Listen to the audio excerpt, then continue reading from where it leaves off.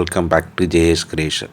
இந்த சம்மர் சீசனில் தவிர்க்க முடியாத ஒரு ஹோம் அப்ளையன்ஸ்னால் அது ஏசி தான். அந்த ஏசியை நாமே வீட்டில் எப்படி சர்வீஸ் செய்வது என்பதை பற்றி பார்ப்போம். இன்றைக்கி நம்ம சர்வீஸ் பண்ண வேண்டிய AC LG 5-in-1 convertible AC. ஏசியை மோஸ்ட்லி எப்படி செலக்ட் பண்ணுவாங்கன்னா, ரூம் சைஸுக்கு ஏற்ற மாதிரி தான் ஏசியை செலக்ட் பண்ணுவாங்க. அதாவது டன்னேஜை ரூம் சைஸுக்கு ஏற்ற மாதிரி தான் செலக்ட் பண்ணுவாங்க. ஃபார் எக்ஸாம்பிள் 10x10 ரூம் சைஸ்னா 1 ton ஏசி இருந்தாலே போதும். அதுக்கு மேலே இருந்ததுன்னா 1.5 tons நம்ம யூஸ் பண்ணிக்கலாம்.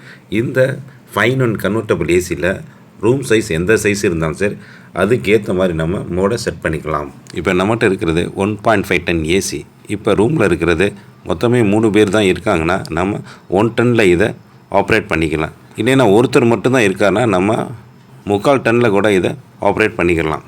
நம்ம வீட்டுக்கு திடீர்னு கெஸ்ட்டு வந்துட்டாங்க, அப்போ ரூம் ஃபுல் ஆயிடுச்சு, அப்போ இதை 1.75 ton கூட இதை ஆப்ரேட் பண்ணிக்கலாம். இது ஒரு இன்வெர்டட் ஏசி. இது பார்த்திங்கன்னா கம்ப்ரஸருக்கு 10 years வாரண்டி கொடுக்குறாங்க, போர்டுக்கு 5 years வாரண்டி கொடுக்குறாங்க. இதில் கரண்ட் கன்சம்ஷன் பார்த்திங்கன்னா ஆர்டினரி ஏசியை விட 50% தான் இதில் கரண்ட் கன்சம்ஷன் ஆகும். வாங்க சர்வீஸ் எப்படி பண்ணுவது என்பதை பற்றி பார்ப்போம். சர்வீஸை ஸ்டார்ட் பண்ணுறதுக்கு முன்னால் சுவிட்ச் ஆஃப் பண்ணிவிட்டு ப்ளக் பாயிண்ட்டை ரிமூவ் பண்ணிவிட்டு ஸ்டார்ட் பண்ணுறது நல்லது.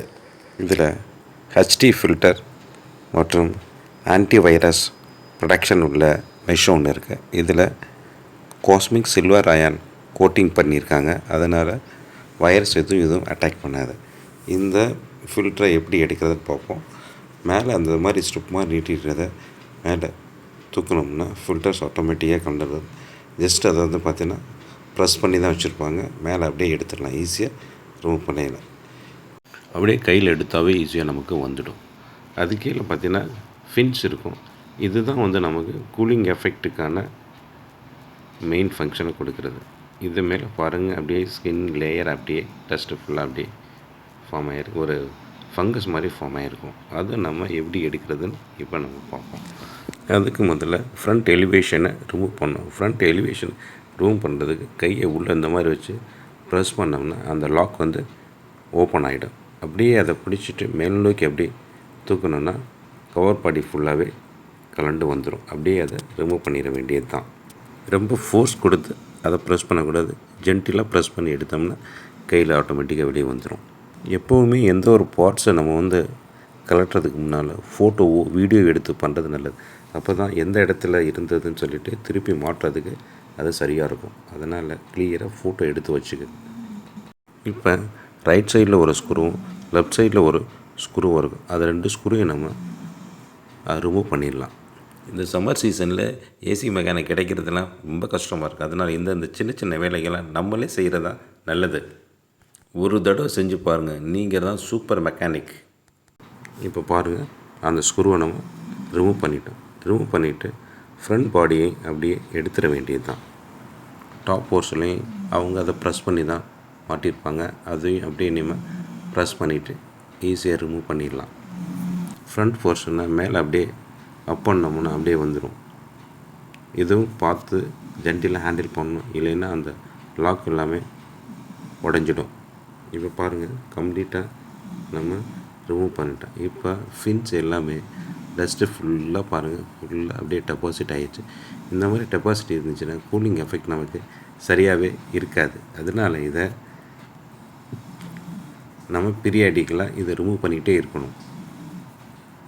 இப்போ பாருங்கள் எப்படி ரிமூவ் பண்ணுறதுன்னு பார்ப்போம். அதுக்கு நம்ம இந்த மாதிரியான உங்களோட ப்ரஷ் இருந்தால் எடுத்துக்கோங்க. அப்படியே ஜென்டிலாக அப்படியே வைப் பண்ணிகிட்டே வாங்க. அப்படியே கிராஜுவலாக வைப் பண்ணணும்.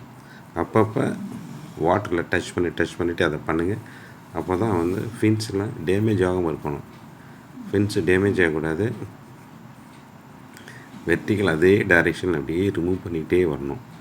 நம்ம வாட்டுக்கு பெயிண்ட் அடிக்கிற மாதிரி பண்ணிடக்கூடாது. ப்ரெஷ்ஷை மேலேருந்து ஜென்டிலாக கீழே இறக்கி வந்தீங்கன்னா அதிலேருந்து டஸ்ட்டு அப்படியே எல்லாமே கொஞ்சம் கொஞ்சமாக கலெக்ட் ஆகிடும். வாட்டரில் டச் பண்ணி பண்ணிங்கன்னா கொஞ்சம் ரஃப்னஸ் இல்லாமல் இருக்கும், ஸ்மூத்தாக நம்மளால் ரிமூவ் பண்ணணும். இதை நம்ம வீட்டிலேயே பண்ணிக்கலாம். சோப்பு லைட்டாக மிக்ஸ் பண்ணிக்கலாம். ரொம்ப மிக்ஸ் பண்ணிங்கன்னா ஏசி ரன் ஆகும்போது ஸ்மெல் வரும். அதனால் லைட்டாக மட்டும் சோப்பை மிக்ஸ் பண்ணிவிட்டு நீங்கள் பண்ணுறது நல்லது. இப்போ பாருங்கள் எவ்வளோ க்ளீனாக இருக்குன்னு. அப்படியே லைட்டாக ஜென்டிலாக ப்ரெஸ் பண்ணால் போதும், ரொம்ப ஹார்டாக பண்ணிடக்கூடாது. ஃபின்ஸ்லாம் டேமேஜ் ஆகிடும். டேமேஜ் ஆகிடுச்சுன்னா அப்புறம் அதுவும் பெரிய ப்ராப்ளத்தை கொண்டு போகும். ஜென்டிலாக பண்ணால் போதும்.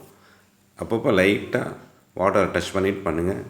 நம்ம நீட் ஆகிடுச்சு, அவ்வளோதான், க்ளீன் பண்ணியாச்சு. பார்க்குறதுக்கு புது ஏசி மாதிரி இருக்குது பாருங்கள். இப்போ பாருங்கள், கூலிங் எஃபெக்ட் உங்களுக்கு பக்காவாக இருக்கும். இந்த ப்ரஷ் வந்து எல்லா இடத்துலையும் கிடைக்கும். இது 15 rupees அதோட காஸ்ட்டு. பாருங்கள், பக்காவாக க்ளீன் பண்ணியாச்சு. ஸோ இப்போ நம்ம ஃபின்ஸை கம்ப்ளீட்டாக க்ளீன் பண்ணியாச்சு. இப்படி தாங்க சிம்பிளாக நம்மளே வீட்டில் பண்ணிக்கலாம். இப்போ என்ன பண்ணலான்னா, கழட்டி வச்சுருந்த ஒவ்வொரு பாடி எடுத்துக்கொண்டு வாட்டர் வாஷ் பண்ணிக்கலாம். வாட்டர் வாஷ் பண்ணால் நமக்கு எந்த ஒரு ப்ராப்ளம் வரப்போகிறதில்ல.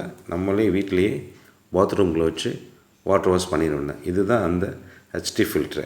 இது அப்படியே வாட்டரை ஸ்ப்ரே பண்ணால் போதும், உள்ளே இருக்கிற எல்லா டஸ்ட்டும் ஆட்டோமேட்டிக்காக வெளியில் வந்துடும். இப்போ பாருங்கள், நீட்டாக எல்லாத்தையும் க்ளீன் பண்ணியாச்சு. கொஞ்சம் நேரம் ட்ரை ஆனவொடனே திருப்பி அதை அசம்பிள் பண்ணிட வேண்டியது.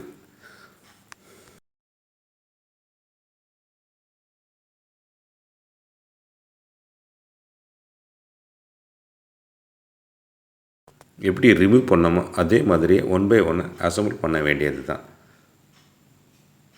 இப்போ பாருங்க எப்படி அசம்பிள் பண்ணுறதுன்னு நம்ம பார்ப்போம். பாருங்கள், ஏசி பார்க்குறதுக்கு புது ஏசி மாதிரி எல்லா ஃபின்ஸும் நீட்டாக இருக்குது. அசம்பிளிங்கை ஸ்டார்ட் பண்ணிவிட்டோம். இப்போ இந்த ஃப்ளாப்பை தான் ரிமூவ் பண்ணியிருக்கோம். ஃப்ளாப்பை ஃபஸ்ட்டு மாட்டிடணும். ஃப்ளாப்பை வந்து கரெக்டாக பொசிஷன் வச்சு மாட்டணும். இல்லைன்னா மேலே எங்கேயாவது பொசிஷனில் போய் அந்த ஃப்ளாப் நிற்கும். கரெக்டாக ஃபுல்லாக க்ளோஸ் ஆகாது. அதனால் கலட்டும் போது எப்படி பார்த்து கலட்டணும் அதே பொசிஷனில் அந்த ஃப்ளாப்பை மாட்டிடணும். ஃப்ளாப்பை மாட்டி முடித்த உடனே ஃப்ரண்ட் பாடியை ஃபஸ்ட்டு அசம்பிள் பண்ணிடணும். ஃப்ரண்ட் பாடி இதில் தான் வந்து ஹெச்டி ஃபில்ட்ரு அசம்பிள் ஆகிற ஏரியா. இதை ஃபஸ்ட்டு ஃபிக்ஸ் பண்ணிக்கணும். இப்போ ஃபிக்ஸ் பண்ணும்போது மேலே இருந்து ஃபஸ்ட்டு ஃபிக்ஸ் பண்ணிட்டு வரணும். கலட்டும் போது கீழேருந்து மேலே தூக்கி மாட்டும் போது மேலேருந்து ப்ரெஸ் பண்ணிவிட்டு வந்து கீழே வந்து அசம்பிள் பண்ணிவிட்டு 2 ஸ்க்ரூ போட்டுட்டோம்னா ஃப்ரண்ட் பாடியோட அசம்பிளி முடிஞ்சு. இப்போ 2 ஸ்க்ரூவை நல்லா டைட் பண்ணி முடிச்சுட்டு ஃபில்ட்ரை தூக்கி மாட்டிட வேண்டியதுதான். ஹெச்டி ஃபில்டரை க்ளீன் பண்ணி ட்ரை பண்ணி வச்சுருந்தேன். ட்ரை ஆகட்டும் பரவாயில்ல, நம்ம ஃபில்ட்ரை மாட்டிடலாம். ஃபில்ட்ரு மாட்டுறது வந்து ரொம்ப சிம்பிள். அப்படியே ஜஸ்ட் ஒரு ப்ரெஸ் பண்ணாவே அது வந்து ஃபிட் ஆகிடும். இப்போ அதான் முடிச்சுட்டு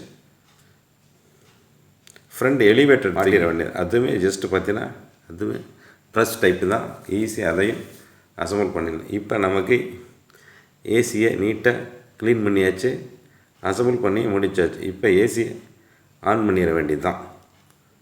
இப்போ ஏசி பாருங்கள் ஆன் ஆகிடுச்சு, ஜில்லுன்னு காற்று வந்துடும். இந்த ஒர்க்கை நீங்களே வீட்டில் சிம்பிளாக சூப்பராக பண்ணிக்கலாம். நாம் ஒரு வேலையை புதுசாக செய்ய போகிறோம்னா அதுக்கு முன்னால் அதை ஒரு ஃபோட்டோ எடுத்துக்கிறது ரொம்ப ரொம்ப நல்லது. அதை எப்போவுமே கவனத்தில் வச்சுக்கோங்க. தேங்க்ஸ் ஃபார் வாட்சிங். நீங்களும் வீட்டில் ட்ரை பண்ணுங்கள். ட்ரை பண்ணிவிட்டு ஏதாவது ப்ராப்ளம்னா கமெண்ட்ஸில் சொல்லுங்கள். தேங்க்யூ.